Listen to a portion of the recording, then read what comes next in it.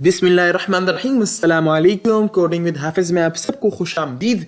आज का हमारा टॉपिक है CSS flexbox, the most important, the most interesting, the most useful topic, जिसको मैं कहूँगा CSS की जान है ये, CSS की शान है ये।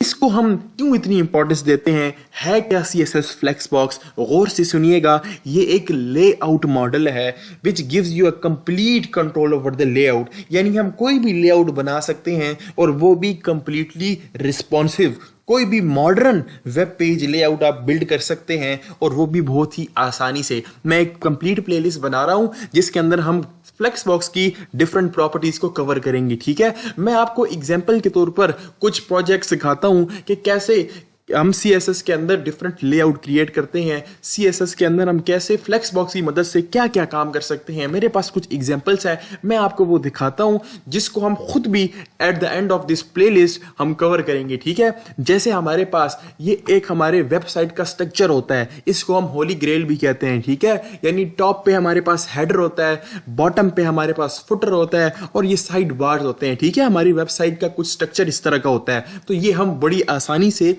फ्लेक्सबॉक्स की मदद से बना सकते हैं और ये कंप्लीटली रिस्पॉन्सिव बनाएंगे। देखें, ये इसका डेस्कटॉप या लैपटॉप या बड़ी स्क्रीन के लिए डिजाइन है और ये देखें जब ये आएगा हमारे पास मोबाइल स्क्रीन पर तो ये इस तरह का आएगा। ठीक है, ये मैं खुद आपको बनाना सिखाऊंगा at the end of this playlist. ठीक है, ये बड़ा सिंपल है, मैं आपको एक एक डिटेल बताऊंगा कि ये हम कैसे बनाते हैं। इसी तरह ये देखें हमारे पास एक कैलकुलेटर है, ये देखें ये भी किसी ने फ्लेक्सबॉक्स की मदद से बनाया है। हम भी इस तरह बनाने की कोशिश करेंगे और मैं आपको एक स्टेप बताऊंगा कि कैसे हम ये वाला जो है लेआउट इस कैलकुलेटर का बिल्ड कर सकते हैं। ठीक है, बड़ा सिंपल है, बड़ा जबरदस्त है ये। इसी तरह हम फ्लेक्सबॉक्स की मदद से कार्ड्स बना सकते हैं जो कि हम अपनी वेबसाइट पर लगाते हैं, डिफरेंट कार्ड्स। ठीक है, तो ये वाला काम भी हम करेंगे कि हम कैसे कार्ड्स बना सकते हैं। इसी तरह ये देखें प्राइसिंग टेबल है हमारे पास, डिफरेंट वेबसाइट्स में होता है ना प्राइसिंग टेबल, जिसके अंदर हम डिफरेंट प्लान्स को चूज करते हैं, तो ये भी हम बनाएंगे और अपने इसको फ्लेक्सबॉक्स को जो कि बिल्कुल फ्लेक्सबॉक्स की मदद से जो कि बिल्कुल हमारे पास रिस्पॉन्सिव होगा। ठीक है, तो मैं थोड़ा सा आज की वीडियो में जस्ट आपको इंट्रोडक्शन दे देता हूं कि कुछ CSS फ्लेक्सबॉक्स की जो बेसिक इंट्रोडक्शन है। देखें, मैंने ये एक इमेज ओपन की, इसको गौर से देखिएगा। फ्लेक्सबॉक्स के लिए देखें हमारे पास एक हमेशा आउटर डिव होता है, एक हमेशा आउटर कंटेनर होता है, एक हमेशा हमारे पास पेरेंट होता है। ठीक है, ये देखें ये जो ग्रे कलर का आपके पास बॉक्स है, बेसिकली ये एक आउटर डिव है, बेसिकली ये एक कंटेनर है, बेसिकली ये एक पेरेंट है।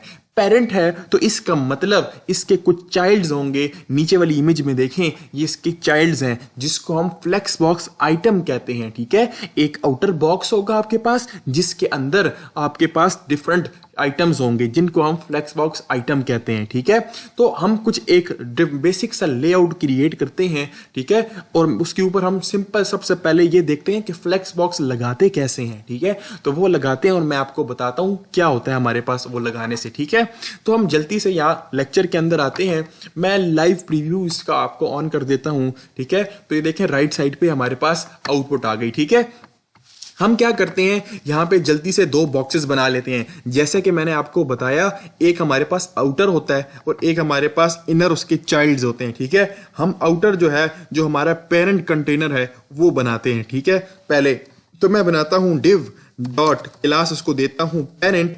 ठीक है, मैंने एक बॉक्स बनाया, उसको क्लास दी पेरेंट। ठीक है, अब इसी तरह हम इसके दो चाइल्ड्स बना लेते हैं। मैं लिखता हूं डिव डॉट बॉक्स वन, या ठीक है आइटम वन कह देते हैं हम, आइटम वन। ठीक है, यानी एक हमने बॉक्स इसके अंदर बना लिया और उसको क्लास दे दी आइटम वन। इसी तरह इसको कॉपी करता हूं और एक और इसका चाइल्ड बना लेते हैं पेरेंट का। ठीक है, और इसको हम एक आइटम टू क्लास दे देते हैं। ठीक है, बल्कि हम ऐसा करते हैं इन दोनों को सेम क्लास दे देते हैं फिलहाल। ठीक है, अब देखिए हम इसके ऊपर कुछ स्टाइलिंग अप्लाई करते हैं। ये स्टाइल का टैग है ऊपर, इसके अंदर हम जाके कुछ स्टाइलिंग अप्लाई करते हैं, यानी इससे कुछ विड्थ और हाइट देते हैं। इस तरह का हम कुछ लेआउट बनाने की कोशिश करते हैं। ठीक है, मैं आपको जस्ट बता रहा हूं कि आप जब स्टार्ट में फ्लेक्सबॉक्स की प्रॉपर्टी अप्लाई करते हैं तो होता क्या है। ठीक है, अब देखिए मैं यहाँ पे पेरेंट को कुछ देता हूँ प्रॉपर्टी, लाइक उसको विड्थ देता हूँ, हाइट देता हूँ।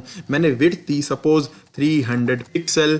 ठीक है, और मैंने हाइट दी कुछ सपोज 250 पिक्सल और मैं यहाँ पे इसको कुछ बॉर्डर दे देता हूँ। ठीक है, बॉर्डर 2 पिक्सल सॉलिड और ब्लैक। ठीक है, अब देखिए राइट साइड पे हमारे पास एक बॉक्स बना हुआ आ गया। ठीक है, अब मैं क्या करता हूं, ये जो हमारे चाइल्ड्स थे जिनको हमने आइटम नाम की क्लास दी हुई है, ठीक है, यानी इसके जो चाइल्ड होंगे वो उसको भी हम क्या करते हैं, उसके ऊपर भी हम कुछ ना कुछ स्टाइलिंग अप्लाई करते हैं। मैं टारगेट करता हूं आइटम को। ठीक है, आइटम को टारगेट किया, जिस तरह हमने यहाँ पे विड्थ और हाइट थी उसको भी कुछ विड्थ देते हैं, सपोज 100 पिक्सल विड्थ दे देते हैं, और इस तरह हम हाइट भी दे देते हैं 100 पिक्सल, और कुछ बॉर्डर दे देते हैं, बॉर्डर 2 पिक्सल सॉलिड ब्लैक।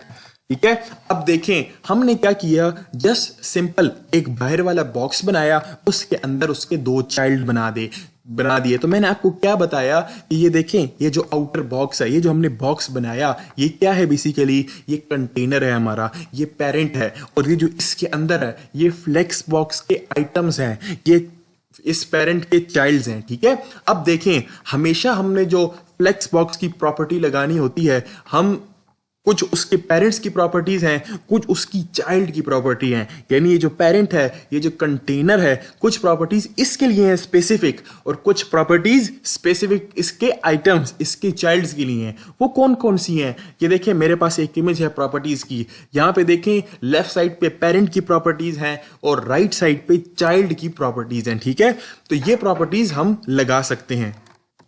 तो सबसे इंपॉर्टेंट और सबसे पहले जो हम प्रॉपर्टी लगाते होते हैं, हमेशा वो हम लगाते हैं कि ये जो चाइल्ड्स हैं इसके, ये जो आइटम्स हैं इसके, ठीक है, ये जो आइटम्स हैं इनको हमने हॉरिजॉन्टल पे लाना होता है। तो हम क्या करते हैं, इस आउटर डिव को, ये जो कंटेनर है ना, इसको हम सिंपली क्या कर देते हैं, इसके ऊपर हम डिस्प्ले फ्लेक्स कर देते हैं। ठीक है, यानी ये जो हमारा पेरेंट है ये अभी फ्लेक्स लेआउट बन जाए। ठीक है, तो उसके लिए हम क्या करते हैं, जस्ट हम जो इसका पेरेंट होता है इसको कर देते हैं डिस्प्ले फ्लेक्स। ठीक है, डिस्प्ले फ्लेक्स करते जाएंगे तो ये जो आपके चाइल्ड थे, ये जो आपके आइटम्स थे, ये हमारे पास हॉरिजॉन्टल में आ जाएंगे, ये हमारे पास रो में आ जाएंगे। ठीक है, तो अब क्या हुआ, इस पेरेंट को हमने फ्लेक्स कर दिया। ठीक है, इस पेरेंट को हमने फ्लेक्स कर दिया।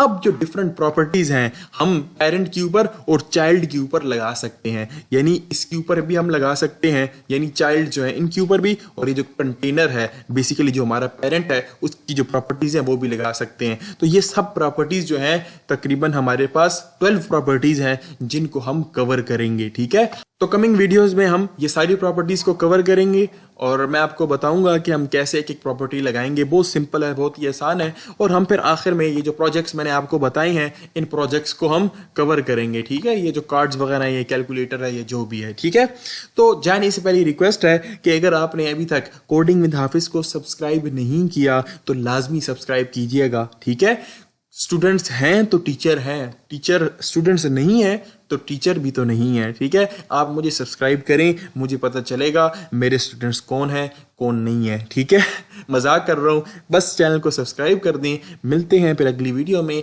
तब तक के लिए अल्लाह हाफिज।